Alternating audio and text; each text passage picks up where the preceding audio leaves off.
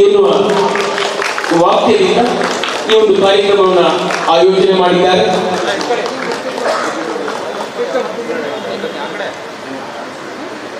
ಆಹ್ವಾನಿತ ಗಣ್ಯರಿಗೆ ಅಭಿನಂದನೆಗಳು ಸರ್.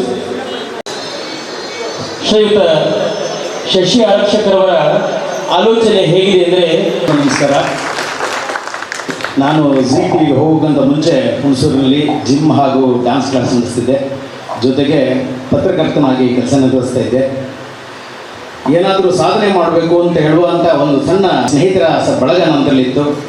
ಅದರಲ್ಲಿ ಮೊದಲಿಗೆ ಆ ಕನಸನ್ನು ಹೊತ್ತು ಹೋದನು ನಮ್ಮ ಸ್ನೇಹಿತ ರಾಘವೇಂದ್ರ ಹುಣಸೂರು.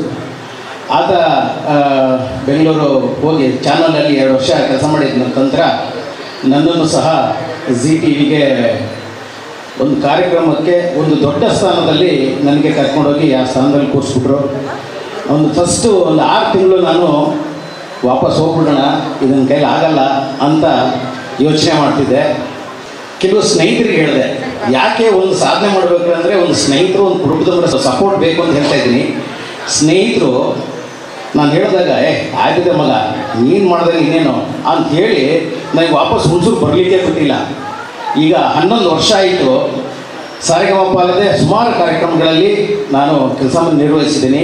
ಸಾರೆಗಮಪದ ಆಯ್ಕೆಗಾರನಾಗಿ, ಕಂಟೆಸ್ಟೆಂಟ್ ಹೆಡ್ ಆಗಿ ಕೆಲಸ ನಿರ್ವಹಿಸಿದ್ದೀನಿ. ನಮ್ಮ ಸೀಸನ್ 10ರಿಂದ ಅಂದರೆ ಅಂಕಿತ ಕುಂದುವಿಂದ ಹಿಡಿದು ಚೆನ್ನಪ್ಪ, ನಮ್ಮ ಮೈಸೂರಿನ ಹರ್ಷ ಆಗಿ, ಸಂಜಿತ್ ಹೆಗ್ಡೆ ಆಗಿ ಅವ್ರನ್ನೆಲ್ಲ ಆಯ್ಕೆ ಮಾಡಿದ ಒಂದು ಹೆಮ್ಮೆ ನನಗಿದೆ. ಕನ್ನಡಕ್ಕೆ ಒಂದು ಒಳ್ಳೆ ಗಾಯಕರನ್ನು ನೀಡುವಂಥ ಒಂದು ಜವಾಬ್ದಾರಿಯನ್ನು ನನಗೆ ಕೊಟ್ಟಿದೆ. ಅದನ್ನು ನಾನು ನಿರ್ವಹಿಸಿದ್ದೀನಿ ಅಂತ ಅಂದ್ಕೊಂಡಿದ್ದೀನಿ.